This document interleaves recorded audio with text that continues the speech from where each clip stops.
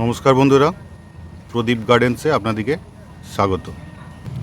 বেলি ফুল, তো দেখুন আমার এই ছোট্ট বেলি গাছটা একটা গ্রো ব্যাগে আছে, ছোট্ট একটা গ্রো ব্যাগ। তো এটা কিভাবে আমি প্রতিস্থাপন করেছি আর এর পরিচর্যা কী করেছি, এটা সম্পূর্ণ ভিডিও আপনাদের থাকছে। ছোট্ট একটা ভিডিও, এর কি খাবার দিয়েছি, কিভাবে প্রুনিং করেছি, সমস্ত কিছুই কিন্তু থাকছে। দেখুন অজস্র ফুল, কিছু নিচেও পড়ে গেছে ফুলগুলো, যেহেতু হাওয়া চলছে প্রচুর। তো এই রকম ফুল পেতে কী রকম মাটি প্রস্তুত করবেন সব কিছুই থাকছে ভিডিওতে। বন্ধুরা আপনাদের দেখানোর জন্য দেখুন আমি একটা বেলি ফুলের চারা নিয়ে এসেছি। তো প্রথমে এটাকে ঝাঁকড়া এবং বুসি করার জন্য যে চারাটা নিয়ে এসেছি, এটাকে একটু প্রুন করার প্রয়োজন আছে। যে লম্বা ডালটা উঠে গেছে, এটাকে আমি এখান থেকে প্রুন করে দেব। এই যে প্রুন করে দিলাম, আর এটাকেও আমি এখান থেকে প্রুন করে দেব। আর এই প্রুন করা আমার হয়ে গেল। মাটি প্রস্তুতিটা আপনাদের একটু দেখিয়ে দিই। এখানে আমার আছে 60% মাটি, 30% কম্পোস্ট, এটা কাউডাং কম্পোস্ট, আর নদীর বালি আছে 10%।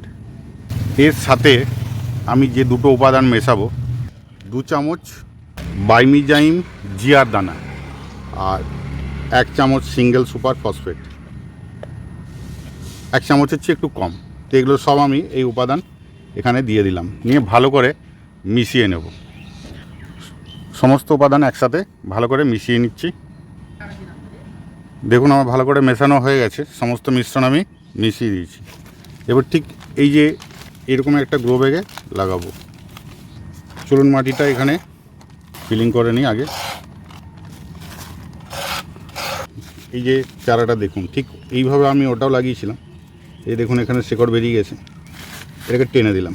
এই যে দেখুন শেকড়গুলো, কিচ্ছু ভাঙাভাঙি কিছু করার দরকার নেই। উপরের দিকে একটু ভাঙতে পারেন, না ভাঙলেও কিছু হবে না। এখানে বসিয়ে দেবেন, ভালো করে বসিয়ে দিয়ে, এই যে দেখুন ভালোভাবে বসিয়ে দিলাম। এবার সাইড দিয়ে আবার বাকি মাটিটা দিয়ে দিচ্ছি।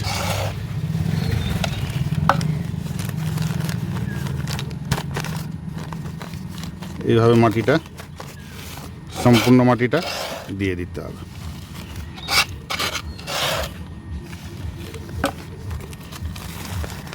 এর প্রথমবারে জল দিতে পারেন, আমি একবারেই সার প্রয়োগ করব এবং ওই গাছটাতেও দেবো আর এটাতেও দেবো। তো চলুন দেখিয়ে দিই আপনাদের। যে তরল সারটা তৈরি করেছি, সেই তরল সারটা আমি এই গাছটায় এটায় দিয়ে দিলাম। এটার 1 গ্লাস পরিমাণেই দেব এবং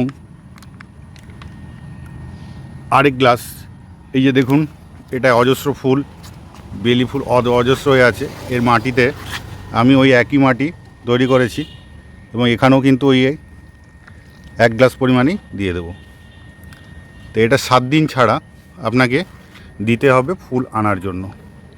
একটি ঘরোয়া উপাদান, কোনো কিছু রাসায়নিক আপনাকে প্রয়োগ করতে হবে না।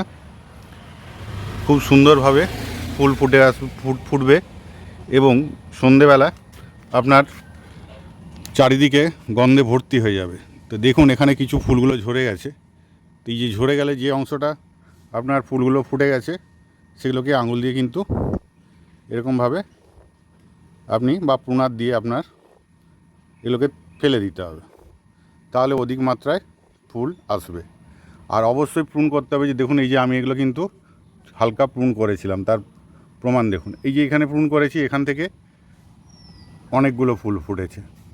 যত প্রুন করবেন তত বেশি ফুল হবে। দেখুন এখানে কত ফুল এসছে। এই যে এটা প্রুন করেছিলাম। তো প্রুন করাটা কিন্তু একান্তই জরুরি। তার সাথে যদি আমরা ঠিকঠাক খাবার প্রয়োগ করি তাহলে কিন্তু ফুল হয়। এখানে আরেকটা আপনাদের প্রমাণ দেখাই। যে দেখুন এখানে আমি প্রুন করেছিলাম, এই যে প্রুন করেছিলাম। তো দেখুন এখানে কিন্তু আবার 4টা কুড়ি। যত বেশি প্রুন করবেন তত বেশি কিন্তু গাছে কুড়ি আসবে। এই যে এখানে দেখুন আমার প্রুন করা ছিল, এখানে দেখুন প্রুন করা ছিল। প্রুন না করলে কিন্তু আপনার ফুল হবে না। তো এটাও একটা টিপস। এই যে দেখুন একটা বড় ডাল বেরিয়েছিল, এখানে আমি প্রুন করেছি। আশা করছি এর সাইড দিয়েও কিন্তু আরও ফুল পাওয়া যাবে। চলুন দেখে নিই এই মিশ্র তরল সারটা আমি কীভাবে প্রস্তুত করছি। এখানে নিয়েছি একটু ঘুটে, এই ঘুটেটা আমি নিয়েছি, এটাকেও এখানে দিলাম। এখানে দেখুন এটা হচ্ছে কলার খোসা শুকনো, এটাকেও আমি এখানে নিলাম।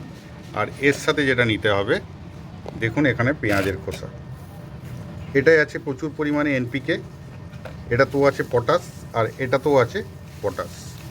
এটা সব নিয়ে এটা আমি সব নিয়ে নিলাম, নিয়ে জল দিয়ে ভিজিয়ে দেবো। এটা আমি একটা গাছে 7 দিন অন্তর 2 বার দেওয়ার জন্য আমি এটা তৈরি করলাম। এরপর আমি জল দিয়ে দিচ্ছি।